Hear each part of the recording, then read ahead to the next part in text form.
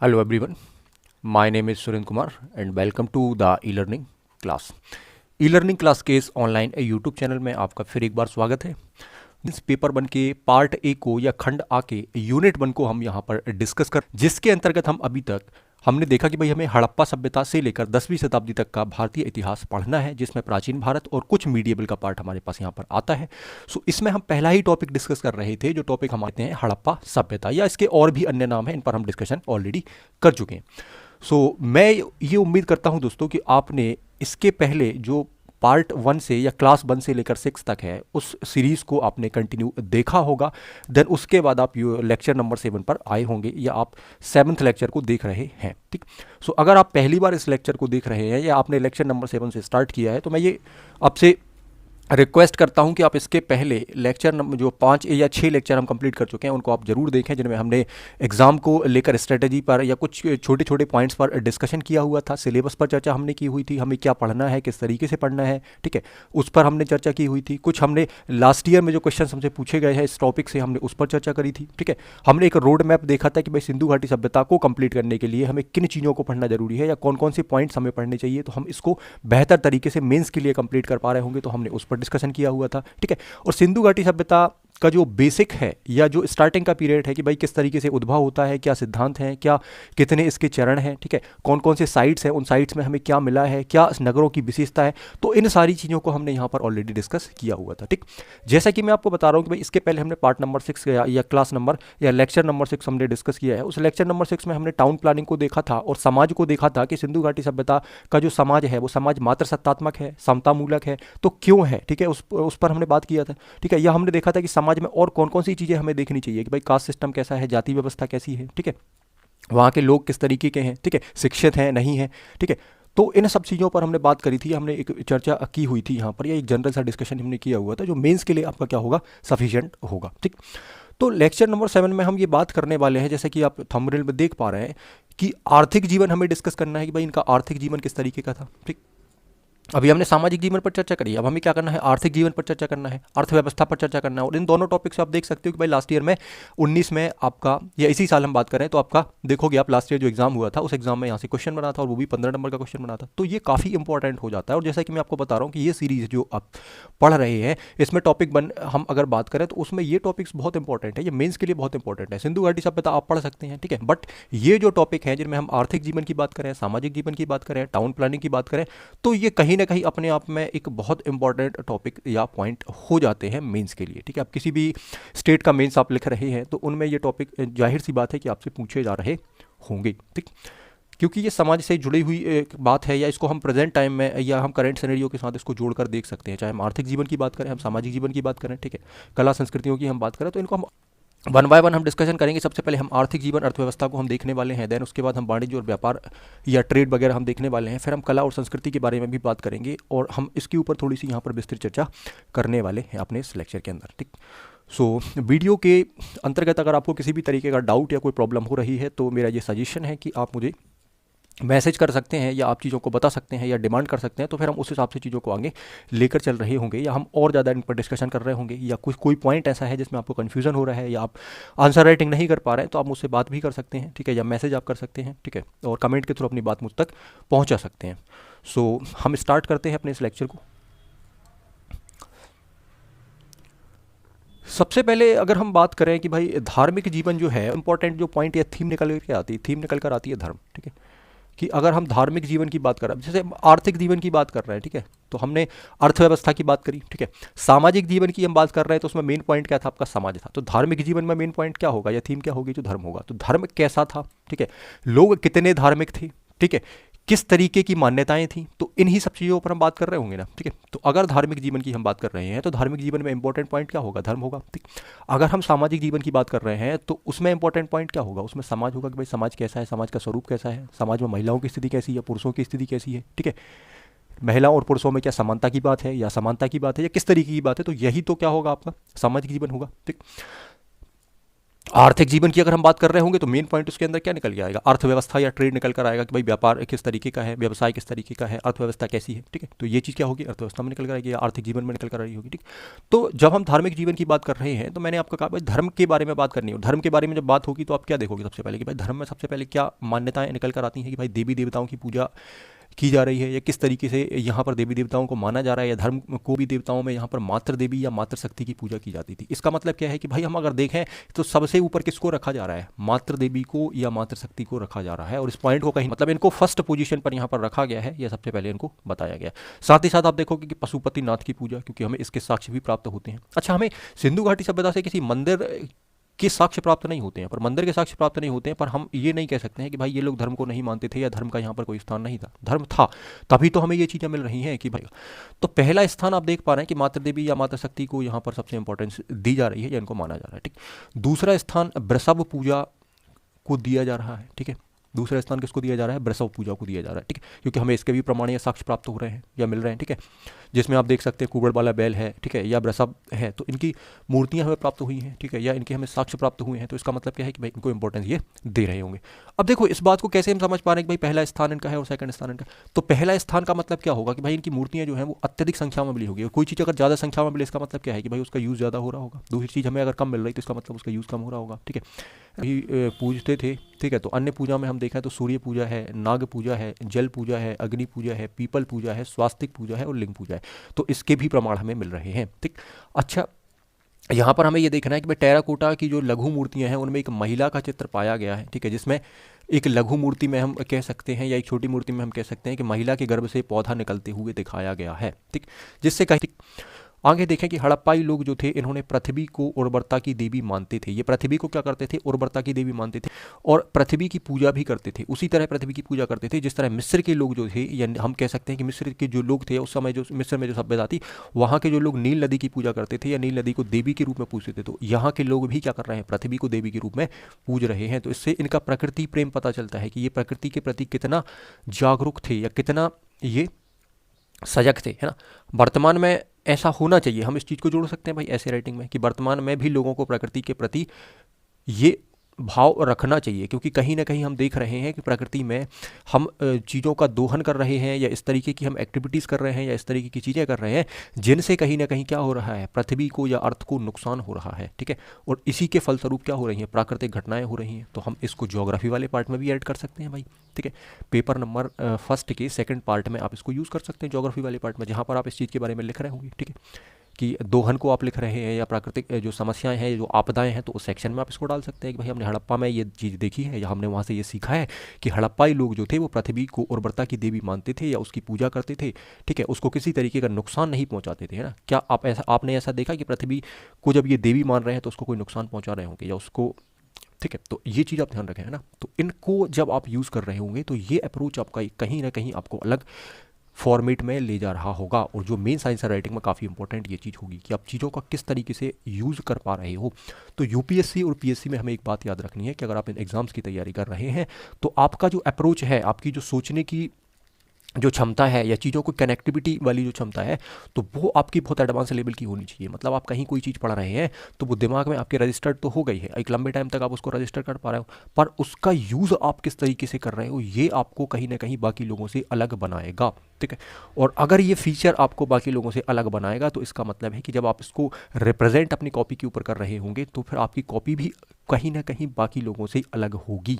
इस बात को मैं मानता हूँ। ठीक, तो सिंधु घाटी सभ्यता के लोग वृक्षों और पशुओं की भी पूजा करते थे। आप सोच सकते हैं कि वृक्षों की या पशुओं की पूजा भी करते हैं। आज भी हम देखते हैं कि भाई अलग अलग तरह की मान्यताएं होती हैं या अलग अलग तरीके के लोगों में मानसिकताएं होती हैं, तो वो कहते हैं कि भाई पीपल के वृक्ष की पूजा करना चाहिए। ठीक है, या और भी अन्य प्रकार के जैसे तुलसी के वृक्ष या तुलसी के पौधे की हम पूजा करते हैं, तो आप देख सकते हैं।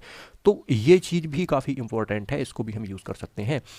तो इस बात से हम एक निष्कर्ष निकाल सकते हैं या इन दो पॉइंट्स के आधार पर हम धार्मिक जीवन में ये कह सकते हैं कि भाई यहाँ के जो लोग थे वो लोग क्या थे, प्रकृति प्रेमी थे। उनका प्रेम जो है वो प्रकृति के लिए कहीं ना कहीं हमें यहाँ पर देखने के लिए मिल रहा है। क्लियर बात, तो आप इसको समझ पा रहे होंगे। ठीक, सेकंड या नेक्स्ट पॉइंट की हम बात करते हैं तो हड़प्पा सभ्यता जो थी वो लौकिक सभ्यता थी। अब देखो लौकिक और पारलौकिक दो तरीके की चीज़ें होती हैं। तो लौकिक का मतलब है कि भाई आप इसी लोक में हो और इसी जीवन के बारे में सोच रहे हो कि भाई हमारा जीवन कैसा होना चाहिए, किस तरीके का होना चाहिए। तो हम कह सकते हैं कि ये लौकिक जीवन है जिसमें आप लौकिकता की बात कर रहे हो। ठीक है, इन चीज़ों को हम आगे डिस्कस करेंगे, ठीक है, कि लौकिक पारलौकिक में और क्या क्या फीचर्स होते हैं, क्या क्या अंतर होता है। पर यहाँ आप इस चीज़ को समझें कि लौकिक सभ्यता थी, इसका मतलब ये है कि भाई ये लौकिक जीवन में या अभी जिस लोक में आप हो उस लोक की बात आप कर रहे हो, प्रेजेंट की बात आप कर रहे हो। ठीक है, ऐसा नहीं है कि आप आज जो जीवन आपका है या आप जिस समय आज हो तो आप इसको छोड़कर क्या कर रहे हो, आप पारलौकिक की बात कर रहे हो या आप स्वर्ग की बात कर रहे हो या आप दूसरे लोक की बात कर रहे हो, मतलब इस लोक को आप भूल गए हो ना, आप दूसरे लोक की बात कर रहे हो। तो ये हम पारलौकिक कह सकते हैं भाई, इस तरीके की चीज़ होगी वो पारलौकिक होगी। तो इस सभ्यता के जो लोग हैं या जो व्यक्ति हैं, ठीक है, या जो मानव है, वो क्या कर रहे हैं, लौकिक सभ्यता की बात कर रहे हैं। या हड़प्पा सभ्यता को हम क्या कह सकते हैं कि भाई ये लौकिक सभ्यता थी जिसमें धार्मिक तत्व उपस्थित था किंतु वर्चस्वशाली या प्रभावी नहीं था। मतलब धर्म यहाँ पर बहुत ज़्यादा प्रभावी नहीं था, जो आगे आपका होगा, ठीक है, उत्तर वैदिक में या हम आगे टाइम पीरियड में देखेंगे तो धर्म वहाँ पर क्या हो जाएगा, प्रभावी हो जाएगा। जब धर्म प्रभावी हो जाएगा तो लोग क्या करेंगे, धर्म के नाम पर कर्मकांड स्टार्ट कर देंगे। मतलब यज्ञ बलि कर रहे हैं, पूजा पाठ कर रहे हैं, अत्यधिक मात्रा में लोगों की बलि या पशुओं की बलि यहाँ पर चढ़ाई जा रही है। तो इस तरीके की चीज़ें कब होंगी, जब धर्म पीक पर होगा या धर्म में क्या हो जाएगा, वर्चस्वता आ जाएगी, या किंतु ये क्या हो जाएगा, धर्म प्रभावी हो जाएगा। धर्म अभी यहाँ प्रभावी नहीं है, धर्म है, हमें देखने मिल रहा है कि धर्म है, हम ये बिल्कुल नहीं कह सकते हैं, हम इस चीज़ को नहीं नकार सकते हैं कि भाई यहाँ पर धर्म नहीं है। तो धर्म है पर धर्म क्या नहीं है, प्रभावी नहीं है। ठीक, जो आगे हो जाएगा। ठीक, तो ये डिफरेंस आपको बनाकर चलना है कि आगे क्या होगा, ठीक है, और अभी क्या हो रहा है। तो अभी क्या हो रहा है उस चीज़ को आप अगर सेट कर लेंगे दिमाग में, तो आगे क्या होगा या आगे क्या होने वाला है उसको भी आप कनेक्ट कर पा रहे होंगे। इतिहास में एक बात ध्यान रखें, आप इस बात का विशेष रूप से ध्यान रखें कि पूरे इतिहास को जब आप पढ़ रहे हैं तो इतिहास में कंपैरिजन अगर आप नहीं कर पा रहे हैं तो इतिहास पढ़ने का फिर कोई मतलब नहीं है। कि आप समय को कंपैरिजन नहीं कर पा रहे हैं कि भाई पहले कैसा समय था और अब वो समय जो है वो ग्राफ में कैसा दिख रहा है या किस तरीके का बन रहा है। तो इतिहास का एक मेन फीचर ये होता है, या इतिहास को पढ़ने का एक ये टेक्निक होता है कि हम टाइम के साथ चीज़ों को पढ़ रहे हों। ठीक है, पहली बात। दूसरी बात ये होती है कि हम चीज़ों में कंपैरिजन बना पा रहे हो, हम उनमें कंपैरिजन बिठा पा रहे हो कि भाई अगर इस समय ऐसा है तो आगे कैसा होगा, फिर आगे का समय क्या होगा, फिर आगे का समय क्या होगा। और हमें उन सारे पॉइंट्स को, जो 4-5 पॉइंट्स हैं, धार्मिक जीवन, सामाजिक जीवन, आर्थिक जीवन, कला संस्कृति, तो इनमें कंपैरिजन करते आना चाहिए कि भाई सिंधु घाटी सभ्यता में धार्मिक जीवन तो ऐसा था, ठीक है, वैदिक सभ्यता में ऐसा है, मौर्यन टाइम्स पीरियड में ऐसा है, अशोक के टाइम पर ऐसा है, अकबर के टाइम पर ऐसा है। ठीक है, ठीक, तो ये बनना चाहिए आपसे। ठीक है, आगे देखें, इस सभ्यता में महत्वपूर्ण पशु जो है उसमें एक सींग वाला गैंडा या दूसरा जो है वो कुबड़ वाला सांड यहाँ पर माना गया है। ठीक है, वृषभ पूजा के साक्ष्य तो हमें मिल ही रहे हैं। ठीक है, तो ये हम देख चुके हैं कि पशुओं के प्रति इनका प्रेम या जो चीज़ें हैं वो कितनी आपको स्पष्ट रूप से दिखाई यहाँ पर दे रही हैं। ठीक है, यहाँ के जो धर्म है उसमें प्रेतवाद के भाव दिखाई देते हैं। प्रेतवाद के भाव दिखाई देने का मतलब क्या है कि कहीं ना कहीं हमें कुछ साक्ष्य ऐसे मिले हैं, जैसे आपने देखा होगा कि भाई मानव के साथ एक बकरी को दफनाया जा रहा है या मानव के साथ एक कुत्ते को दफनाया जा रहा है। ठीक है, या युगमित समाधान है। तो कहीं ना कहीं ये बात इस भाव को बता रही है कि इन लोगों में कहीं ना कहीं ये पॉइंट झलक रहा है या दिख रहा है कि प्रेतवाद जो है उसका भाव दिख रहा है। प्रेतवाद का कॉन्सेप्ट क्या होता है, इसको भी हम डिटेल में अभी बात नहीं कर रहे हैं, हम केवल एक शब्द में इसको जाने कि प्रेतवाद क्या होता है। तो प्रेतवाद का मतलब ये होता है कि जिसमें प्रेतों से या बुरी आत्माओं से या उनके भय से बचने के लिए आप कोई चीज़ें कर रहे हो, है ना। जैसे हम कह सकते हैं कि भाई मान लेते हैं कि ये किसी व्यक्ति की यहाँ पर मौत हो जाती है। ठीक है, मौत होने के बाद एक यहाँ पर बात निकल कर आती है कि यार हो सकता है इस व्यक्ति की आत्मा चारों तरफ घूम रही हो, है ना, या इस तरीके की चीज़ें हो रही हो। तो प्रेतवाद को ये बता रहा है कि भाई ये व्यक्ति जो है वो इस तरीके की मानसिकता रख रहा है या प्रेतवाद में, धर्म में प्रेतवाद को दिखा रहा है। तो वो क्या करेगा, उस चीज़ से बचने के लिए, उस बुरी आत्माओं से बचने के लिए क्या करेगा, तंत्र मंत्र करेगा, है ना, झाड़ फूक करेगा या कुछ अजीब सी चीज़ें करेगा, है ना। हो सकता है कि बकरी को उस व्यक्ति के साथ में रख दे, एक कुत्ते को उसके साथ में रख दे, क्योंकि भाई पशुओं को लेकर उसका प्रेम था। तो यही चीज़ें जो हैं वो कहीं ना कहीं किसको दिखा रही हैं, प्रेतवाद को दिखा रही है। कि हमें एक साक्ष्य भी मिले हैं और साथ में लिखा भी है कि भाई यहाँ जो है वो धर्म में प्रेतवाद के भाव दिखाई दे रहे हैं, जिसमें बुरी आत्माओं से बचने के लिए या बुरी चीज़ों से बचने के लिए क्या हो रहा है, इस तरीके की मान्यताओं को या इस तरीके की चीज़ों को माना जा रहा है, जिसमें हम युगमित समाधान की बात करते हैं या अन्य चीज़ों की हम बात करते हैं। ठीक, इस सभ्यता में हमें भक्ति और पुनर्जन्म के साक्ष्य भी प्राप्त होते हैं। मतलब यहाँ पर भक्ति और पुनर्जन्म के बारे में भी चर्चा की जाती है या इस चीज़ को माना जा रहा है इस धर्म में। ठीक है, तो क्यों ऐसा हो रहा है, क्योंकि हमें भाई यहाँ पर क्या है, जो साक्ष्य हैं उसमें अत्यधिक मात्रा में हमें क्या होता है, ताबीज़ प्राप्त होते हैं। और जब ताबीज़ प्राप्त हो रहे हैं तो इसका मतलब क्या है कि इनकी जो मानसिकता है या इनका जो धार्मिक जीवन है उसमें इन चीज़ की क्या होगी, कहीं ना कहीं प्रायोरिटी यहाँ पर निकल कर आ रही होगी, या हम कह सकते हैं कि इनके फैक्ट जो एलिमेंट्स हैं वो निकल कर सामने आ रहे होंगे कि हाँ इन चीज़ों को ये मानते हैं या इन चीज़ों के ऊपर ये काम कर रहे हैं। ठीक, अतः हम ये कह सकते हैं या हम ये निष्कर्ष निकाल लेते हैं इन बातों के आधार पर कि हड़प्पा सभ्यता के धर्म की विशेषताएं वर्तमान के धर्म में भी दिखाई देती हैं। तो क्या आपको वर्तमान में ये चीज़ें दिखती हैं? तो बिल्कुल दिखती हैं। ठीक है, हम चाहे देवी देवताओं की बात कर रहे हैं तो उसमें मातृ देवी को या जो फीमेल गॉडेस हैं उनको हम अभी देख रहे हैं कि हाँ भाई ठीक है चीज़ें हैं ना। तो अन्य लोगों में आप देखें तो सूर्य पूजा अभी भी होती है। ठीक है, नाग पंचमी अब पता है कि भाई नाग पूजा भी होती है। हम एक दिन भले ही करें पर नाग पूजा हम कर रहे हैं। ठीक है, जल पूजा होती है, लोग स्नान करने जाते हैं, या हम कह सकते हैं कि जैसे कोई गंगा नदी में स्नान करने जा रहा है या पवित्र नदी में स्नान करने जा रहा है तो जल पूजा का भी आप देख सकते हैं, है ना। अग्नि पूजा को भी हम देख सकते हैं। आप एग्जाम्पल सेट कर सकते हैं कि होली के समय अग्नि पूजा होती है, या इस तरीके से हम देख सकते हैं कि अलग अलग त्योहारों पर या धार्मिक अनुष्ठानों के ऊपर हम अग्नि पूजा को भी काफ़ी वेटेज देते हैं। यज्ञ वगैरह में हम इस अग्नि की पूजा करते हैं। ठीक है, पीपल पूजा अभी भी होती है, स्वास्तिक पूजा अभी भी होती है। ठीक है, लिंग पूजा या हम बात करें कि शिवलिंग की पूजा अभी भी होती है। आर्थिक जीवन में अगर हम बात करें, ठीक है, या आर्थिक जीवन की बात की जाए तो आर्थिक जीवन के अंदर कौन से पॉइंट ऐसे होंगे जिन पर हमें बात करनी होगी? क्या होगा कि आर्थिक जीवन में या इकोनॉमिक लाइफ के अंदर ऐसे कौन से पॉइंट होंगे जिन पॉइंट्स के ऊपर हमें बात करना? तो अगर आर्थिक जीवन की बात कर रहे हैं तो आप ये देखो कि भाई सबसे पहला पॉइंट आपका कृषि निकल कर आता है। ठीक है, कृषि कैसी थी, किस तरह से ये कृषि करते थे? ठीक है, पशुपालन कैसा था, व्यापार या वाणिज्य कैसा था? ठीक है, अर्थव्यवस्था में हालांकि ये आएगा पर हम यहाँ उसको पढ़ सकते हैं। ठीक है, और यातायात मुद्रा है, और एक आध पॉइंट आप इसमें चाहें तो और डाल सकते हैं आर्थिक जीवन के अंदर कि भाई ये इस तरीके का व्यवसाय करते थे या ऐसा कुछ था, तो वो आप रख सकते हैं। ठीक है ना। और मेरे हिसाब से ठीक है 5 नंबर में सफिशिएंट है। आप इन 4 पॉइंट्स के ऊपर अगर 2-2 लाइन लिख लेते हैं तो आपका 5 नंबर भी यहाँ से निकल जाएगा आसानी से। ठीक है, और 11 मार्कर तो आपका बन ही रहा है। उसके हिसाब से मैं तो कंटेंट आपको दे ही रहा हूँ कि भाई सबसे जो बड़ा क्वेश्चन है वो आपका 11 मार्कर है, तो हर क्वेश्चन को हम उस फॉर्मेट में लेकर चल रहे हैं जिसमें हम 11 मार्कर को फॉर्म कर पाएँ या हम उसको बना पाएँ। ठीक, तो सबसे पहला पॉइंट जो आता है वो आपका कृषि या एग्रीकल्चर आता है। सो बात करते हैं हम एग्रीकल्चर या कृषि के ऊपर सबसे पहले। ठीक है, तो कृषि जो थी वो विकसित थी, बिल्कुल कृषि क्या थी, विकसित थी। ठीक, कैसे कह सकते हैं कृषि विकसित थी? तो हड़प्पाई जो गांव थे वो मुख्यतः मैदानों के आसपास या मैदानों में हमें देखने के लिए मिलते हैं। और जब मैदानों के आसपास या मैदानों में देखने के लिए मिलते हैं, आप देखो कि भाई नदियां हैं तो सिंचाई की पर्याप्त व्यवस्था है, भूमि उपजाऊ है। तो यही वो कारण है जिससे आप कह सकते हैं कि कृषि क्या है, विकसित थी, पर्याप्त मात्रा में अनाज का उत्पादन होता था। अब आप कहेंगे कि भाई हम नहीं मानते कि पर्याप्त मात्रा में अनाज का उत्पादन होता है, तो आप देखो कि अन्नागार क्यों बनाए होंगे। आपको साक्ष्य तो मिल रहा है ना कि भाई अन्नागार बनाए हैं, क्यों बनाए हैं? अनाज होगा पर्याप्त मात्रा में तभी तो बनाए होंगे। आप ऐसा तो नहीं है कि मान के चलो किस तरीके से हम ये कह सकते हैं ना कि भाई कृषि जो है वो काफ़ी विकसित थी। क्यों थी या क्या रीजन है कि विकसित थी? तो विकसित इसीलिए हम कह सकते हैं कि भाई अन्नागार बनाए गए हैं। अब अन्नागार क्यों बनाएगा कोई व्यक्ति? अगर अनाज पर्याप्त मात्रा में नहीं निकलेगा तो क्या आप गोदाम बनाओगे उसके लिए? नहीं बनाओगे ना। उसको रखने की व्यवस्था करोगे? नहीं करोगे। अब मान के चलोगे आपके पास कार नहीं है तो क्या आप कार रखने का एक पोर्च बनाओगे अपने घर में? क्यों बनाओगे? अब बाद में हो सकता है कि आपके पास आ जाए तो आप बना लो, या पहले से बना लो कि हम भाई बाद में लेंगे, तो वो वाली कहानी अलग है। मैं आपको ये बताने की कोशिश कर रहा हूँ कि जब आपके पास कार नहीं है तो क्या आप कार रखने का स्पेस बनाओगे? नहीं बनाओगे। या आपको कभी फ्यूचर में कार लेना ही नहीं है तो क्या आप स्पेस बनाओगे? नहीं बनाओगे। तो अगर इनने स्पेस बनाया है या इनने अन्नागार में लाया बनाया है या इतना बड़ा अन्नागार बनाया है जो हमें हड़प्पा आपका मोहनजोदड़ो में देखने के लिए मिल रहा है, एक विशाल अन्नागार, ठीक है, जो सबसे बृहद इमारत भी मानी गई है।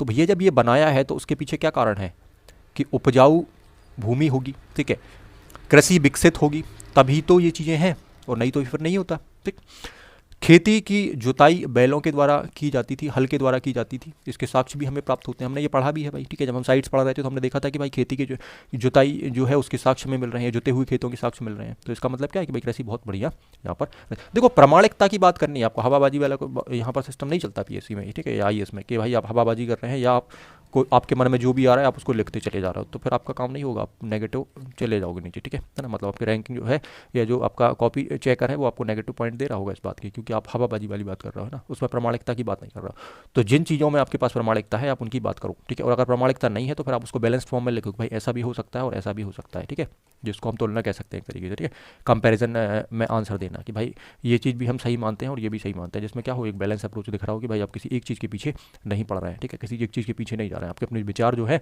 वो आप दोनों को बैलेंस फॉर्म में बनाकर लिख रहे हैं। ठीक है, फसलों को नवंबर में बोया जाता था और अप्रैल में काटा जाता था, तो ये चीज़ भी आप लिख सकते हैं, उसमें मेंशन कर सकते हैं एग्रीकल्चर में। ठीक है, देखो एग्रीकल्चर में अगर आप 11 नंबर भी लिख रहे होंगे तो मुझे नहीं लग रहा कि इतने सारे पॉइंट आपको डालने की आवश्यकता है। आप इन पॉइंट्स को कंप्रेस करें और 2 पॉइंट बनाएं बढ़िया से, ठीक है, या छोटे छोटे 3 पॉइंट्स बनाएं और आप 200 नंबर के अंदर 200 वर्ड्स के अंदर आप उसको मेंशन कर सकते हैं। और अगर 1 नंबर की बात है तो मैं उसकी स्कीम आपको बता चुका हूँ कि उसमें 5 या 6 पॉइंट आपको बनाने हैं, और उन पॉइंट्स में क्या करना है, 1 लाइन में या 1.5 लाइन में 1 पॉइंट आपको बनाना है। ठीक है, है ना, या 2 लाइन में एक पॉइंट बना रहे हैं तो फिर आप 6-7 पॉइंट ही लिखें, ठीक है, जिससे आपके 50 शब्द का लिमिट क्रॉस ना हो पाए। लिमिट का बड़ा विशेष ध्यान यहाँ पर आपको रखना है और उसी के हिसाब से प्रैक्टिस करनी है कि भाई 2 शब्द हम कम लिखेंगे वो चल जाएगा, पर हमें एक्स्ट्रा नहीं लिखने हैं। एक्स्ट्रा कब लिख सकते हो, जैसे आपने 10 क्वेश्चन लिखे तो भाई हो सकता है एक आध क्वेश्चन में आपने 55 या 60 शब्द डाल दिए हो, चल जाता है, इतना चल जाएगा। 2 क्वेश्चन में डाल दिए तो चल जाएगा, ठीक है। एग्जामिनर भी इस बात को समझ पा रहा होगा, आपकी भावनाओं की वहाँ पर कदर की जाएगी, ठीक है।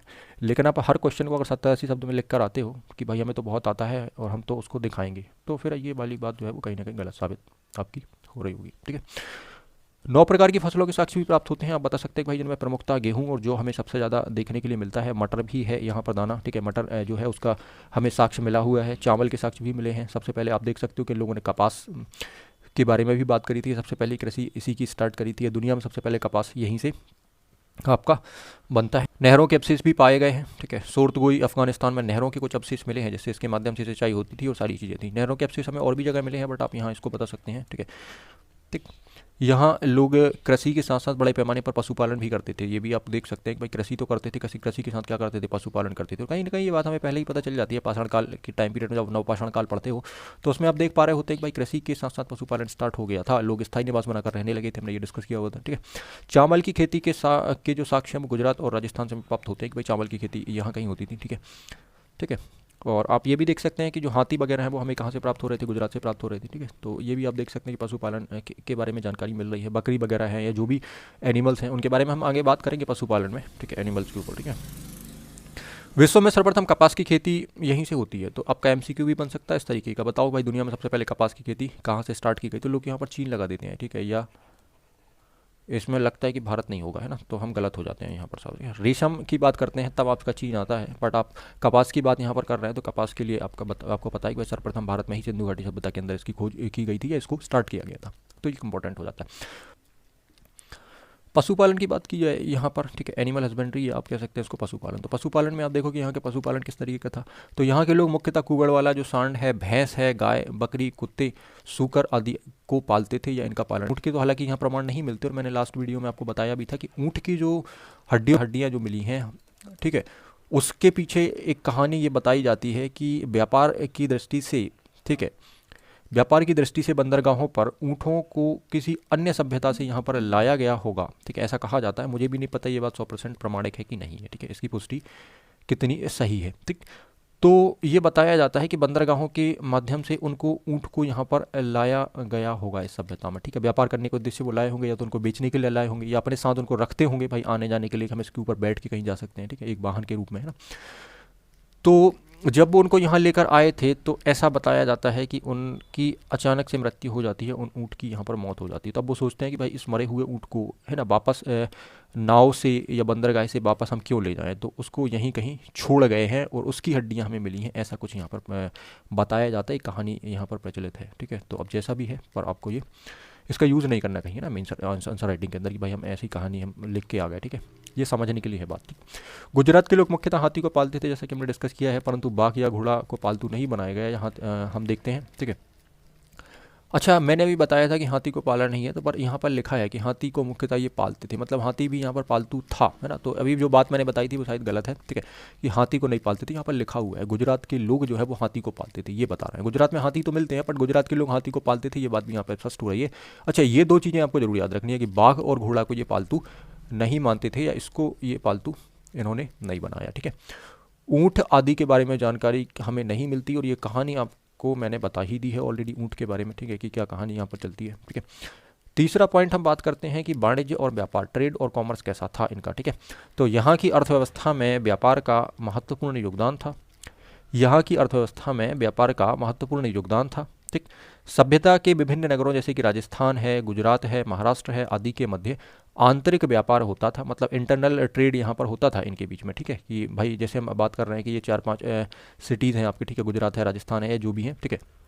तो यहाँ से इंटरनल ट्रेड हो रहा है कि भाई यहाँ से ये चीज़ यहाँ खरीद लाए, यहाँ से ये चीज़ यहाँ ज़्यादा है तो यहाँ ले आए। तो इस तरीके से जो इंटरनल ट्रेड होता था या आंतरिक व्यापार होता था वो देखने के लिए तो मिल रहा है, ठीक है। जबकि पश्चिम में अगर हम बात करें कि जो पश्चिम या वेस्टर्न जो सभ्यताएं हैं उनके साथ, जैसे मेसोपोटामिया, इराक की हम बात करें, अफगानिस्तान में हम बात करें, फारस की हम बात करें, ईरान की बात करें, मिस्र की बात करें, तो इनसे विदेशी व्यापार जरूर होता था कि भाई इनके साथ हम क्या कर रहे हैं, यहाँ पर एक्सटर्नल ट्रेड की बात कर रहे हैं या विदेशी व्यापार की यहाँ पर बात कर रहे हैं। आपको मानने के लिए क्या चाहिए, आपको प्रमाण चाहिए या क्या चाहिए, एविडेंस चाहिए या सबूत चाहिए, ठीक, जो आपके पास है क्या, ठीक है। तो आप बता सकते हैं कि भाई हमें सारगोन का एक अभिलेख मिला है, इस अभिलेख में मेसोपोटामिया के जो राजा थे उन्होंने ये अभिलेख लिखा है और उस अभिलेख में उन्होंने ये बताया है कि मेसोपोटामिया में 3 तरह के जहाज आते थे या 3 जगह से जहाज आते थे, ठीक है। क्या उन 3 जगह में सिंधु घाटी सभ्यता भी शामिल है? तो बिल्कुल शामिल है। आप देखोगे एक जगह है मेलुहा, ठीक है। मेसोपोटामिया में 3 जगह के जहाज आते थे जिनमें आप देखें तो एक माकन है, ठीक है, दिलमन या बहरीन है, मेलुहा है जो हड़प्पा सभ्यता या भारत में शामिल है, ठीक है। तो 3 जगह के जहाज ये बता रहे हैं कि भाई यहाँ पर क्या हो रहा है, विदेशी व्यापार चल रहा है, या हम कह सकते हैं कि एक्सटर्नल ट्रेड जो है उसके बारे में हमें यहाँ पर पता चल रहा है, ठीक। तो ये एक इंपॉर्टेंट बात यहाँ पर निकल कर सामने आती है। पुरातात्विक साक्ष्यों आदि से विदेशी व्यापार की पुष्टि बिल्कुल होती है, ठीक है। जैसे कि हम बात करें कि हड़प्पा की मोहर है, तो अगर हमें मेसोपोटामिया में हम बात करें या हम बात करें कि भाई हमें यहाँ पर अन्य फारस की मोहर मिली है, ठीक है, तो क्यों मिली है इसका मतलब क्या है कि भाई यहाँ पर फारस के लोग या विदेशी व्यापार करने के लिए लोग यहाँ पर आए होंगे और उनकी मोहर यहाँ मिलना इस बात का प्रमाण है कि विदेशी व्यापार बिल्कुल होता था। हम 100% इस बात को एग्री कर सकते हैं, ठीक। मेसोपोटामिया में स्थित सारगोन का अभिलेख हम कह ही सकते हैं कि भाई 2350 बीसी का जो है वो ये बताता है बिल्कुल कि भाई यहाँ पर व्यापार होता था, विदेशी व्यापार होता था, ठीक। हड़प्पा सभ्यता से अनाज, कपास, हाथी दांत और सीप आदि वस्तुएं भी निर्यात की जाती थी, ये कहा जाता है। लेकिन साथ ही साथ ये बात भी कही जाती है कि यहाँ पर जो भुगतान संतुलन था या जो वो जो था वो हड़प्पा के पक्ष में था या इस सभ्यता के पक्ष में था, भुगतान संतुलन या व्यापार संतुलन जो है, ठीक है।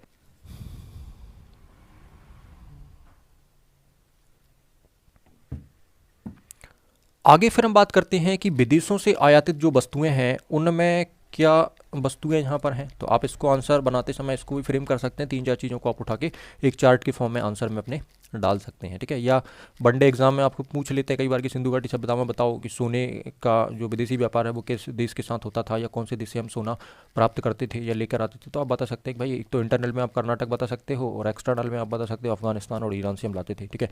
चांदी की बात करी जाए तो अफगानिस्तान और ईरान से आप लाते थे, ठीक है।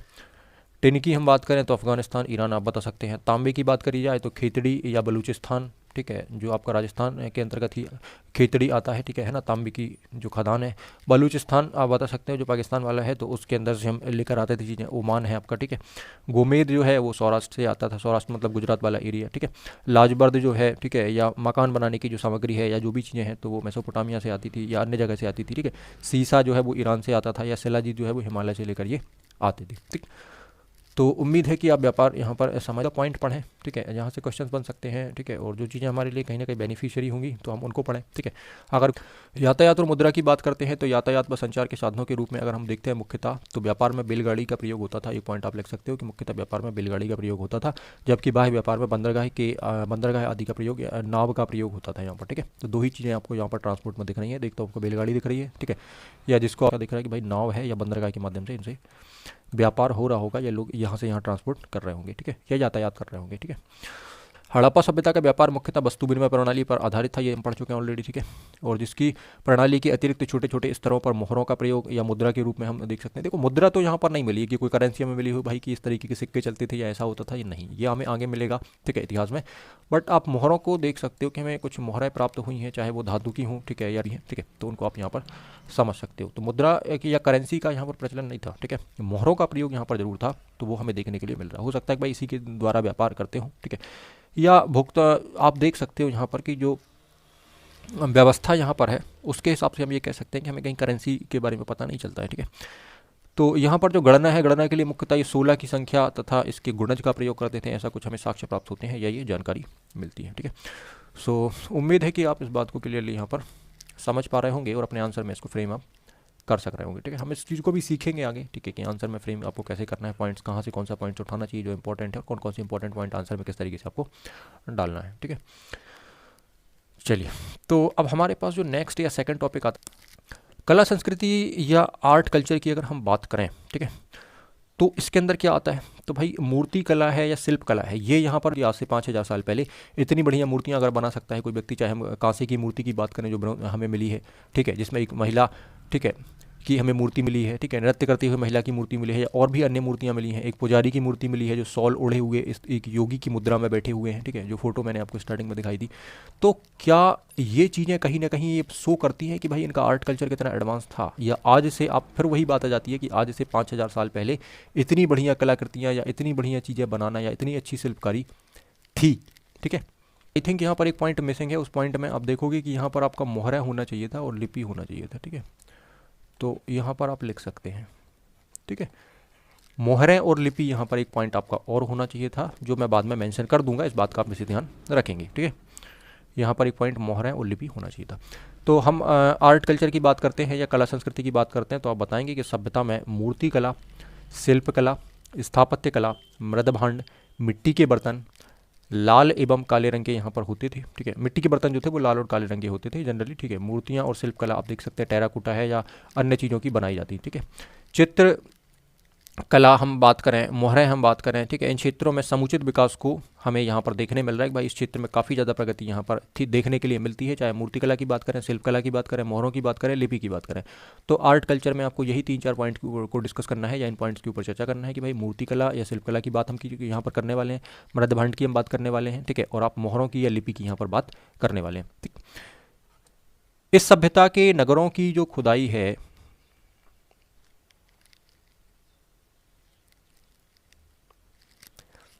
कि जो नगर हैं उन नगरों की खुदाई से प्राप्त सुनियोजित भवन एवं नगर निर्माण की उत्कृष्ट स्थापत्य कला को हम देख सकते हैं कि भाई जो नगर मिले हैं वो कितने एडवांस बनाए हैं और उनका स्ट्रक्चर जो है वो कितना ज़बरदस्त तरीके का बनाया गया है, जो हज़ारों साल से अपने तरीके से है ना, यह स्ट्रक्चर इसका बना हुआ है, ठीक है, ये ख़त्म नहीं हुआ है। बहुत सारी चीज़ें हालांकि ख़त्म हो गई हैं, बट आप देखो कितनी मजबूती से और कितने बेहतर तरीके से स्ट्रक्चर को बनाया गया होगा, और ये स्थापत्य कला का एक अद्भुत नमूना है, ठीक है, जो इस चीज़ को दिखा रहा है। स्थापत्य कला का प्रमाण हमें यहाँ पर देखने के लिए मिल रहा है। कैसे हम कह सकते हैं भाई लोग पक्की ईंटों का प्रयोग कर रहे हैं, ठीक है, चूना का इनको ज्ञान था कि भाई किस तरीके से चीज़ों को जोड़ा जाता है, ठीक है, प्लास्टर को के बारे में इनको पता था, हम तरीके से कह सकते हैं, ठीक है। अब वर्तमान में तो हम सीमेंट का या बाकी चीज़ों का यूज़ करते हैं, पर इनके पास कोई ना कोई टेक्निक तो होगी पत्थरों को जोड़ने के लिए जो आज भी जुड़े हुए हैं, ठीक है, या इनके स्ट्रक्चर्स को बनाने के लिए या इन मकानों को बनाने के लिए, ठीक है। इन मकानों को जब इन्हें बनाया है या एक नगरीकृत सभ्यता इन्होंने में इसको ढाला है, तो कहीं ना कहीं एक स्ट्रक्चर तो होगा। यही चीज़ मैं बात कर रहा हूँ कि साइंस और टेक्नोलॉजी में यही चीज़ आपको उठा कर ले जानी है या यही चीज़ आपको लिखनी है कि कहीं ना कहीं यहाँ पर चीज़ें जो थी वो बहुत ज़्यादा एडवांस थी, ठीक है।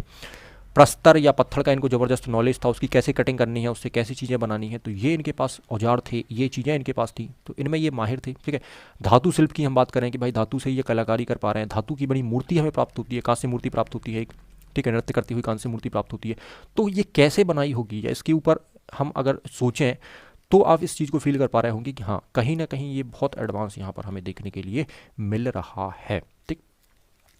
निजी भवनों के निजी महत्व के भवनों के अतिरिक्त अनेक सार्वजनिक महत्व के भवन जैसे कि बृहद स्नानागार। अब ऐसा नहीं है कि केवल इन्हें अपने लिए घर बना लिया, बाकी चीज़ों से मतलब नहीं है, तो बिल्कुल नहीं।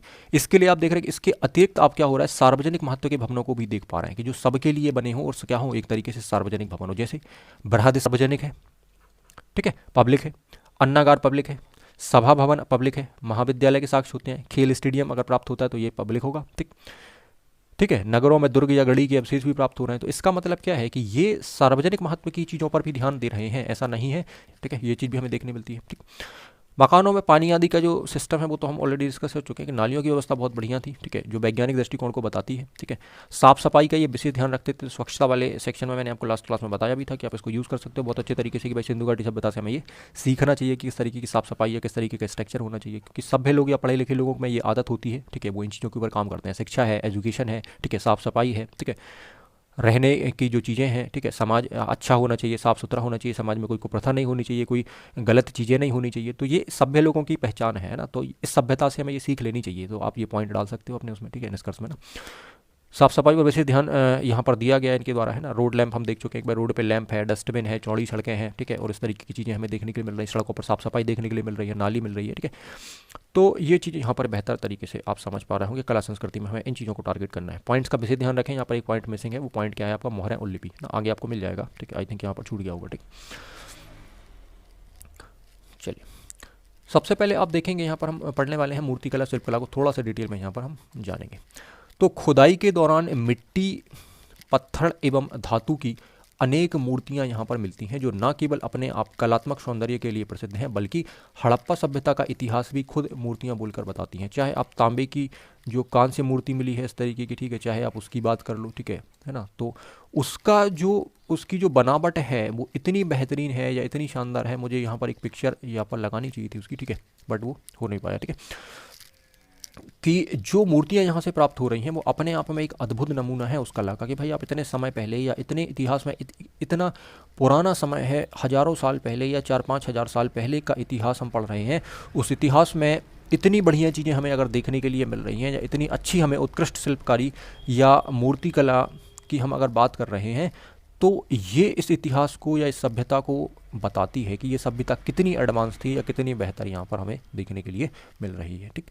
हड़प्पा सभ्यता से पुरोहित की प्रस्तर की एक मूर्ति प्राप्त होती है। संभवतः ये किसी योगी की मूर्ति है जो एक ध्यान मुद्रा में यहाँ पर बैठे हुए हैं, एक शॉल ओढ़े हुए एक योगी की ध्यान मुद्रा में एक मूर्ति मिली हुई है जिनके चेहरे से ये प्रतीत हो रहा है या एक तेज यहाँ पर झलक रहा है। तो ये चीज़ आप देखो ना कि मूर्ति कला का एक अद्भुत नमूना यहाँ पर देखने के लिए मिल रहा है, जो हम कह तो रहे हैं कि भाई इतिहास में हमें आगे ये देखने के लिए मिलता है, इस चीज़ को देख सकते हो इतिहास में, तो इन चीज़ों को आपको कंपेरिजन करते यहाँ पर आना चाहिए, ठीक है। मोहनजोदड़ो से प्राप्त कांस्य की नर्तकी की मूर्ति धातु कला के एक अनुपम उदाहरण है या एक उत्कृष्ट नमूना है। यह अर्धनग्न मूर्ति है जिसके गले में हार तथा बाएं हाथ में चूड़ियाँ, ठीक है। मूर्ति का दायां हाथ कूल्हे पर तथा दूसरा नाचने की मुद्रा में दिखाया गया है। तो ये मूर्ति मैंने यहाँ पर नहीं लगाई है, ठीक है, नोट्स में आपको यहाँ पर मैं मेंशन करके दे दूंगा, ठीक है। तो आप ये देख सकते हो कि कितना उत्कृष्ट नमूना यहाँ पर देखने के लिए मिल रहा है, चाहे हम धातु कला की बात कर लें, चाहे हम पत्थर की बात कर लें, ठीक है, चाहे हम टेराकोटा की बात कर लें, तो ये कहीं ना कहीं इन चीज़ों में महारत इनको हासिल थी, तभी हम इस बात को बता पा रहे हैं या हम देख कर या हम पढ़कर ये अनुमान लगा पा रहे हैं। देख तो हम नहीं पा रहे हैं क्योंकि मैंने यहाँ पर मूर्ति लगाई नहीं है या चीज़ों को पिक्चर उनका लगाया नहीं है, बट आप इस पढ़कर जो यहाँ पर बात लिखी गई है उस फील से आप इस चीज़ को समझ पा रहे होंगे कि कितना एडवांस यहाँ पर सिस्टम था मूर्ति कला के बारे में हम बात करें तो, ठीक है। लाल रंग की पकी हुई मिट्टी की टेराकोटा की मूर्तियाँ आपको मिली हुई हैं यहाँ पर, ठीक है, सबसे अधिक है ना। मूर्तियाँ ज़्यादातर महिलाओं और पुरुषों की भी हैं, ठीक है, महिलाओं की सबसे ज़्यादा है।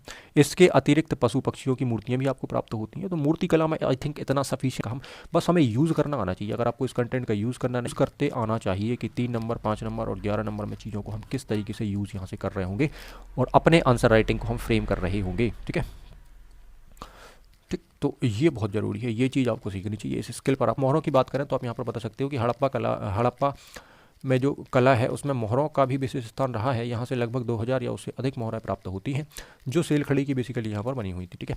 इसके अलावा लोथल से तांबे की मोहर का भी हमें साक्ष्य प्राप्त होता है, ठीक है। तो मोहरें मिली हैं, आप ध्यान रखें ना, आप मोहरें मिली हैं, यहाँ पर कोई करेंसी नहीं मिली है या कोई हमें अन्य चीज़ नहीं मिली है, ठीक। मोहरों की बात करी है, मोहरों की ज़रूरी नहीं है कि इसका यूज़ हम केवल व्यापार के लिए कर रहे हो, उसके और भी रीजंस यहाँ पर हो सकते हैं, तो आपको इतना डीप यहाँ पर नहीं जाना, ठीक है। लिपि की बात करते हैं या स्क्रिप्ट की बात करते हैं कि हड़प्पा सभ्यता की लिपि कैसी थी। कई बार एग्जाम में आपसे क्वेश्चन बन सकते हैं या हम कह सकते हैं कि भाई 3 नंबर में अगर आपसे हड़प्पा लिपि के बारे में पूछा जाए कि आप क्या जानते हैं, ठीक है। यहाँ पर एक टर्म भी आता है जिसको हम बोलते हैं बूस्टोफेदन, ठीक है। तो बूस्टोफेदन जो है ये भी आपसे 3 नंबर में हो सकता है, आई थिंक ये पूछ लिया जाए, ठीक है। अभी तक तो नहीं देखा गया बट हम इसको, है ना, तो हम इसको क्या कर सकते हैं, संभावित क्वेश्चन में जरूर इसको हम लेंगे, ठीक है। अच्छा, आगे आने वाले लेक्चर्स में हम एक लेक्चर अलग से बेसिस रखेंगे जिसके ऊपर हम क्वेश्चंस के ऊपर डिस्कशन कर रहे होंगे कि भाई इस टॉपिक से कितने संभावित एक्सपेक्टेड क्वेश्चंस बन सकते हैं या कितने क्वेश्चंस अभी तक यहाँ से बने हैं जो एग्जाम में आपके पूछे गए हैं। तो हम दोनों ही चीज़ों के ऊपर बात कर रहे होंगे और उनको हम लिखने का प्रयास भी करेंगे।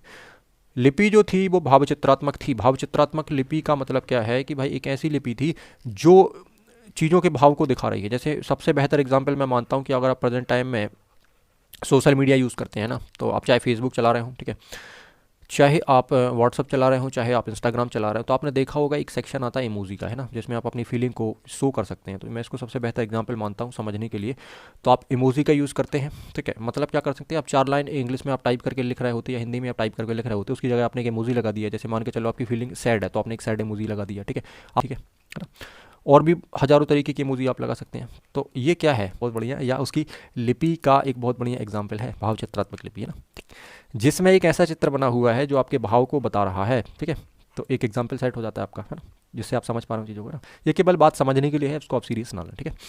तो भावचित्रात्मक लिपि का मतलब आप समझ पा रहे होंगे कि स्क्रिप्ट जो था वो भाव चित्रात्मक था। जैसे मैं आपको एक एग्जांपल और बता रहा हूँ, मान के चलो कि यहाँ पर कोई एनिमल है, ठीक है, और अगर इसका हम शिकार कर रहे हैं और इसके ऊपर एक कहानी यहाँ पर बना दें इस तरीके से, ठीक है, जैसे आप बात कर रहे हैं, तो ये क्या कह रहा है कि भाई इसको ये तीर मारने वाला है या इस तरीके से इसका शिकार करने वाला है, ठीक है।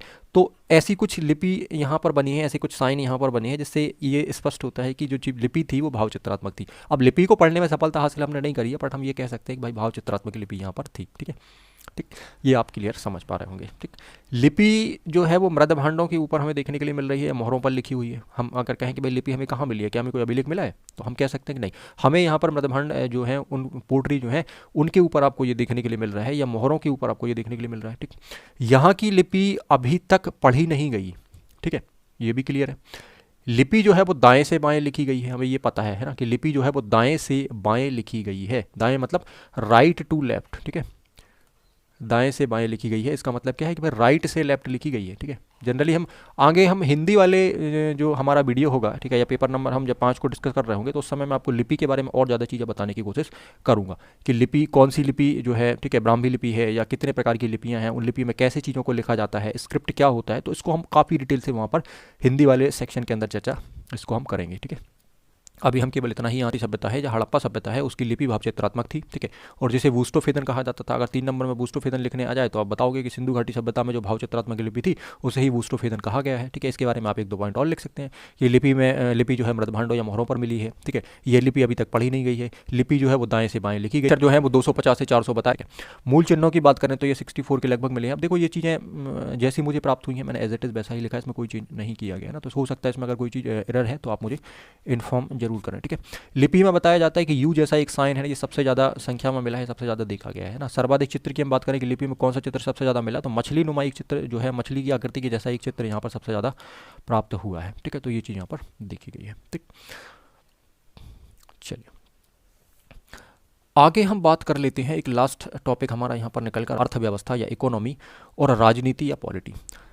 तो सिंधु घाटी सभ्यता के जो मेजर जो पॉइंट होंगे, है ना, जैसे हमने बात करी थी कि भाई जो आयोग ने हमें जो 4 डायमेंशन दिए हैं कि आप राजनीतिक स्थिति को देखें, ठीक है, सामाजिक स्थिति को देखें आप, ठीक है, आर्थिक स्थिति को आप देखें, ठीक है, और सांस्कृतिक और इनको देखें, तो हम उन्हीं चीज़ों के ऊपर बात कर रहे हैं कि भाई जो मेंस में हमें कहा गया है हम उसी के ऊपर बात कर रहे हैं। तो काफ़ी इंपॉर्टेंट ये आपके टॉपिक्स हो जाते हैं। तो मेरी ये गुजारिश है आपसे कि अब इस वीडियो को पूरा जरूर देखें, तभी आपको फ़ायदा या बेनिफिट मिल रहा होगा। वीडियो थोड़े से बड़े हैं मैं मान रहा हूँ, पर इतने भी बड़े नहीं है कि आप उनको देख ना पाएँ, ठीक है ना। मैंने ये कोशिश की थी कि जनरली ये सोचा था कि भाई वीडियो आपको 30-30 मिनट की वीडियोस प्रोवाइड कराए जाएँ मेंस के लिए, पर ऐसा हो नहीं पाया। जिस टॉपिक में ऐसा होगा हम वहाँ जरूर करेंगे कि भाई टॉपिक छोटे होंगे तो हम 30 मिनट 40 मिनट में ख़त्म करने की कोशिश करेंगे, ये मेरा प्रयास रहेगा, ठीक है। बट अगर आपका टॉपिक बहुत बड़ा है, ठीक है, तो समय तो आपका लगेगा ही, 1 घंटा प्लस समय लग रहा होगा, 1.5 घंटे का समय आपका लग रहा होगा, है ना, तो हमें ये एडजस्ट करना है, ठीक। अर्थव्यवस्था या इकोनॉमी की बात करें तो आप इसमें वही चीज़ें लिख सकते हो जो हमने अभी तक पढ़ी हैं कि भाई अधिक संख्या में मिली मोहरें, एक समान लिपि, वजन मापन विधियों से सिंधु घाटी सभ्यता के लोगों के व्यापार के बारे में हमें क्या चलता है, पता चलता है कि भाई ये व्यापारी वर्ग यहाँ पर था, या व्यापार ये काफ़ी व्यापार में काफ़ी ज़्यादा इन्वॉल्व थी, ठीक है। हड़प्पाई लोग पत्थर, धातुओं, सीप, शंख आदि का व्यापार करते थे। हमने ट्रेड वगैरह हालांकि पढ़ा हुआ है, तो उसको भी आप यहाँ पर मेंशन कर सकते हैं, उसको डाल सकते हैं अगर आपसे अर्थव्यवस्था के बारे में पूछा जाए। जैसे कि क्वेश्चन आया भी था लास्ट ईयर 15 नंबर के अंदर, तो हम उसको भी डिस्कस आगे करेंगे कि उसमें आपके कौन से पॉइंट्स आप रख सकते हैं या किस तरीके से इसको फॉर्मेट उसका बना सकते हैं, ठीक। धातु मुद्रा का प्रयोग नहीं होता था, ठीक है, धातु मुद्रा का प्रयोग नहीं होता था। जैसे कि मैंने आपको बताया था कि भाई धातु की कोई मुद्रा नहीं थी, कि धातु की कोई करेंसी या कोई मुद्रा हमें देखने के लिए मोहरें देखने के लिए मिल रही है, पर कोई करेंसी देखने के लिए नहीं मिल रही। तो इसका मतलब है कि व्यापार की वस्तु जो है वो विनिमय प्रणाली यहाँ पर मौजूद थी, है ना, वस्तु विनिमय प्रणाली यहाँ पर मौजूद व्यापार की थी कि भाई आप हमसे ये चीज़ ले लो, उसके बदले में हम आपको ये चीज़ दे दे रहे हैं। तो इस तरीके को यहाँ पर स्वैपिंग वाला जो कॉन्सेप्ट है वो आपका यहाँ पर था, ठीक। अरब सागर के तट पर उसके पास कुशल नौवहन प्रणाली भी मौजूद हमें देखने के लिए मिल रही है, ठीक है। उन्होंने उत्तरी अफगानिस्तान में अपनी व्यापारिक बस्तियां स्थापित की थी, जहाँ से प्रामाणिक रूप से मध्य एशिया से सुगम व्यापार होता था। ये चीज़ हमें देखने के लिए मिल रही है, ठीक है। दजला फरात नदियों की भूमि वाले क्षेत्र से हड़प्पा वासियों के वाणिज्यिक संबंध थे, ठीक। मतलब अन्य सभ्यताओं के साथ इनकी कनेक्टिविटी यहाँ पर थी, और जिससे ये बात प्रमाणित हो रही है कि भाई इनके व्यापारिक या वाणिज्यिक संबंध काफ़ी दूर तक थे, ठीक है। या फॉरेन ट्रेड पॉलिसी जिसको हम कहेंगे, या व्यापार नीति जो कहेंगे इनकी, वो काफ़ी अच्छी थी, ठीक है। मतलब या दूसरे देशों के साथ व्यापारिक संबंध इनके थे, ठीक। तो इसको भी आप यूज़ कर सकते हैं अगर हम आज की ट्रेड पॉलिसी को लिख रहे हैं या व्यापार नीति को लिख रहे हैं, तो उसके अंदर आप यूज़ कर सकते हैं कि हड़प्पा वासियों के व्यापारिक संबंध इस तरीके के थे और यहाँ से चीज़ों का कनेक्शन था, तो आप इसको यूज़ कर सकते हैं, ठीक है। हड़प्पाई प्राचीन लैपिस मंजुली मार्ग से व्यापार करते थे, जो संभवतः लोगों की सामाजिक पृष्ठभूमि से भी संबंधित था। तो इकोनॉमी में काफ़ी कुछ हमारे पास लिखने के लिए है। ऑलरेडी हम इनकी अर्थव्यवस्था को या ट्रेड को देख चुके हैं, व्यापार को, तो उस पॉइंट को आप, उन पॉइंट्स को आप यहाँ शामिल कर सकते हो। साथ ही साथ अर्थव्यवस्था में कुछ ये सेपरेट पॉइंट्स हैं, तो इन पॉइंट्स को आप यूज़ कर सकते हो और आप एक बेहतर आंसर इससे बना सकते हो। आई थिंक अगर नॉर्मल क्वेश्चन आएगा तो आप इनसे आंसर बना सकते हो ना। अगर पर करंट सिनेरियो से जुड़कर चीज़ें पूछी जाती हैं या उसमें पूछी जाती हैं कि भाई इसमें अगर हम हड़प्पा के बारे में बताना चाहें या उसको प्रेजेंट टाइम से जोड़ना चाहें, तो फिर आप थोड़ा सा इसको एडवांस फॉर्म वैसे डिस्कस कर रहे हैं, वो सिंपल तरीके से, बड़े सिंपल तरीके से पूछे जाते हैं। तो ऐसे कोई बहुत बात करें या संस्थाओं की हम बात करें या पॉलिटी की बात करें, तो क्या आपको राजनीति यहाँ देखने के लिए मिल रही है या आपने कोई ऐसी संस्था यहाँ पर पढ़ी है? तो इसके बारे में हमारे पास कोई पुख्ता जानकारी नहीं है, पर हम इसके बारे में कुछ चीज़ें जान सकते हैं कि सिंधु घाटी सभ्यता से बहुत ही कम मात्रा में लिखित साक्ष्य मिल पाए हैं। ठीक है, ये बिल्कुल सही बात है कि भाई सिंधु घाटी सभ्यता से बहुत कम मात्रा में लिखित साक्ष्य मिल पाए हैं, इसीलिए हम इसे क्या कहते हैं, एक सभ्यता हम कहते हैं आद्य ऐतिहासिक सभ्यता। ठीक है, बिल्कुल एक नाम इसका ये भी है। उसके पीछे रीजन क्या है कि लिखित साक्ष्य हमारे पास पर्याप्त मात्रा में नहीं है, और जो है भी तो हम उसको पढ़ नहीं पाए, तो इसीलिए इसे क्या कह रहे हैं, आद्य ऐतिहासिक सभ्यता हम कह रहे हैं, या प्रोटोहिस्टोरिक पीरियड हम इसको कह रहे हैं, जिन्हें अभी तक पुरातत्वविद तथा शोधार्थियों द्वारा पढ़ने में अपेक्षित सफलता हासिल नहीं हो पाई है या कम्प्लीटली इनको सफलता नहीं मिली है। एक परिणाम के अनुसार सिंधु घाटी सभ्यता में राज्य और संस्थाओं की प्रकृति को समझना काफ़ी कठिन कार्य यहाँ पर रहा है।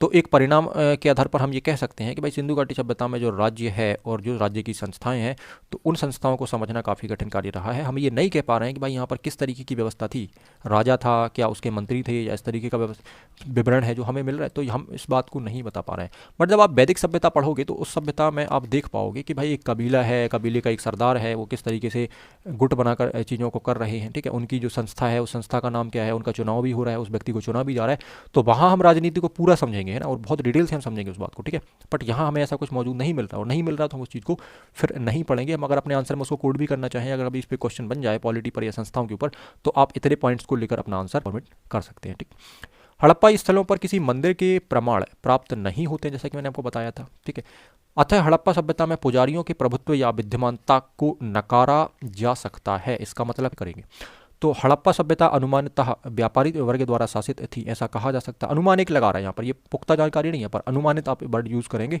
कि व्यापारी वर्ग द्वारा ये शासित होती है, जो पैसे वाले लोग हैं या जो व्यापारी वर्ग हैं, जो बिजनेस वर्ग है, ये कहीं ना कहीं इसको यहाँ पर शासन करते होंगे या कंट्रोल करते होंगे। ठीक है, देखो कुछ ना कुछ तो यहाँ पर होगा, ये हम कह सकते हैं कि भाई कोई ना कोई यहाँ पर शासक या कोई ना कोई व्यवस्था यहाँ पर रही होगी जो सब सिस्टम को कंट्रोल कर रही होगी। ठीक है, आप ऐसा कह सकते हैं। अगर हम हड़प्पा सभ्यता में शक्तियों के केंद्रीकरण की बात कहें तो पुरातत्व भी अभिलेखों द्वारा कोई ठोस जानकारी हमें प्राप्त नहीं होती है, तो हम एग्जैक्ट यहाँ पर कोई पॉइंट नहीं बता सकते हैं। ठीक है, हमारे पास कोई प्रमाण नहीं है तो हम ठोस पॉइंट बता नहीं सकते हैं। ठीक है, कुछ पुरातत्वविदों की ये राय में हड़प्पा सभ्यता में कोई शासक वर्ग मौजूद नहीं था तथा समाज में हर व्यक्ति को समान दर्जा प्राप्त था। इसका मतलब है कुछ पुरातत्वविद ये कहते हैं, यहाँ भी विवादित चीज़ निकल कर आती है, कुछ पुरातत्वविद ये कह रहे हैं कि भाई हड़प्पा सभ्यता में कोई शासक मौजूद नहीं है, कोई शासक वर्ग मौजूद नहीं है।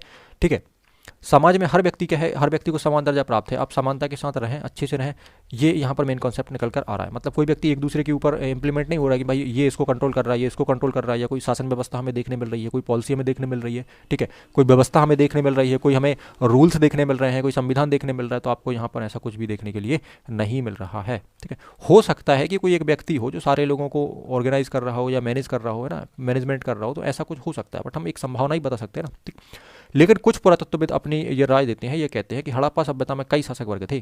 ठीक है, जो क्या करते थे, विभिन्न हड़प्पाई शहरों में शासन करते थे और उनको कंट्रोल करते थे। तो ये बात भी सही लगती है। तो आपको बैलेंस फॉर्म में लिखना है कि भाई ऐसा भी हम इतिहासकारों या पुरातत्वविदों के राय को हम इग्नोर नहीं कर रहे हैं। वो जो राय दे रहे हैं, वो जो कह रहे हैं, कुछ पुरातत्वविदों की ये राय है कि भाई समाज में कोई वर्ग नहीं था या कोई भी शासक वर्ग नहीं था, सारे ही व्यक्ति क्या कर रहे थे, समान दर्जा सबको प्राप्त था। ठीक, तो आप ये बात बता सकते हैं। मतलब बैलेंस फॉर्म में आपको लिखना है, एक पॉजिटिव पॉइंट बताना प्लस एक नेगेटिव पॉइंट, दोनों ही लेकर आपको यहाँ पर चलना है।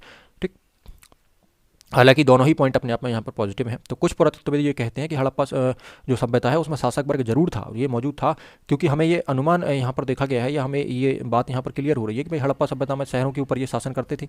ठीक है, या आप ऐसा ही बता सकते हो कि भाई हमें दुर्ग या गढ़ी या पश्चिमी उसमें देखने के लिए मिल रहा है जिसमें प्रशासक वर्ग या कोई ना कोई एक शासक वर्ग रहता होगा, तभी तो वहाँ पर सिक्योरिटी और ये सारी चीज़ें। तो आप इस तरीके से बैलेंस फॉर्म में अपना आंसर लिख रहे होंगे। कभी अगर इसके ऊपर कोई क्वेश्चन पूछा जाता है राजनीतिक संस्थान या पॉलिटिक्स या इंस्टीट्यूशंस के ऊपर अगर आपसे बात करी जाती है हड़प्पा सभ्यता के ऊपर, ठीक है, तो आप यहाँ पर इन पॉइंट्स को निकाल सकते हैं या अपना आंसर फॉर्मेट कर सकते हैं। ठीक है, सो अगले वीडियो में या नेक्स्ट लेक्चर नंबर 8 के अंदर हम सिंधु घाटी सभ्यता का अंत किस तरीके से होता है और दुनिया की इतनी महान सभ्यता किस तरीके से अचानक से या धीरे धीरे, या जो भी कारण है, या जो भी सिद्धांत यहाँ पर हैं, चाहे हम आकस्मिकता का सिद्धांत पढ़ें, ठीक है, ठीक है, चाहे हम क्रमिक पतन का सिद्धांत पढ़ें, दो सिद्धांत यहाँ पर बड़े चर्चित और बड़े फेमस होते हैं, ठीक है, पतन के उसमें कारणों में। तो पतन वाले क्वेश्चन को भी हम डिस्कस करेंगे जो लास्ट ईयर आपका पूछा गया था, ठीक है, या 2017 के आसपास शायद ये क्वेश्चन आपका 6 नंबर में पूछा गया था। तो कैसे अंत हुआ दुनिया की इतनी महान सभ्यता का, या इतनी बड़ी सभ्यता को, इसके ऊपर हम विस्तृत चर्चा, घंटे का एक या आधे घंटे का एक सेपरेट लेक्चर, या जितना भी समय हमें लग रहा होगा उसके लिए एक सेपरेट लेक्चर मैंने इसीलिए रखा हुआ है कि दुनिया बड़ी सभ्यता अचानक से कैसे खत्म हुई है, तो इसमें कौन सा एक कारण है या कौन सी चीज़ जिम्मेदार है, अचानक अंत हुआ है, ठीक है, या धीरे धीरे ये सभ्यता का विनाश हुआ है। तो हम इन चीज़ों को काफ़ी डिटेल में चर्चा करने वाले हैं। सो इसके पहले जो भी 7 लेक्चर हम अपने कंप्लीट कर चुके हैं, तो इनको आप पहले देखें, ठीक है। देन हम इसके बाद हमारा जो नेक्स्ट लेक्चर होगा वो लेक्चर नंबर 8 होगा, या लेक्चर नंबर 8 होगा, ठीक है, सेशन नंबर 8 होगा, जिसके अंदर हम इन चीज़ों के ऊपर चर्चा काफ़ी डिटेल में करने वाले हैं। सो इस लेक्चर को हम यहीं ख़त्म करते हैं। मैं ऐसी उम्मीद करता हूँ कि आपने अभी तक जो भी चीज़ें पढ़ी होंगी आज के लेक्चर में, वो सारी चीज़ें आपको बेहतर तरीके से समझ में आ रही होंगी। और अगर आपको कोई बात समझ में नहीं आई है तो आप उसको मुझसे पूछ सकते हैं, ठीक है। उसके लिए आपको अलग से फिर मैं वीडियो या तो बना के दे दूँगा, दूसरा वीडियो, ठीक है, या फिर हम उन चीज़ों को दूसरे प्लेटफॉर्म के ऊपर जहाँ पर मैं या तो लाइव क्लास ले रहा हूँ या अलग से पढ़ा रहा हूँ, तो आप वहाँ पर चीज़ों को क्लियर कर पा रहे होंगे, ठीक है। तो आप मुझसे जुड़ सकते हैं, ठीक है। नंबर पर आप मैसेज कर सकते हैं टेलीग्राम पर, तो आपके आंसर का जरूर रिप्लाई किया जाएगा, ठीक है। साथ ही साथ जो नंबर आपको स्क्रीन पर दिख रहा होगा, चाहे आप मुझसे फेसबुक पर जुड़ रहे हों, ठीक है, चाहे आप इंस्टाग्राम पर जुड़ रहे हों, चाहे आप मुझे टेलीग्राम पर मैसेज कर रहे हो, तो वहाँ पर जो भी नंबर शो हो रहे होंगे उन नंबर से आप मुझसे जुड़ सकते हैं या बात कर सकते हैं, ठीक।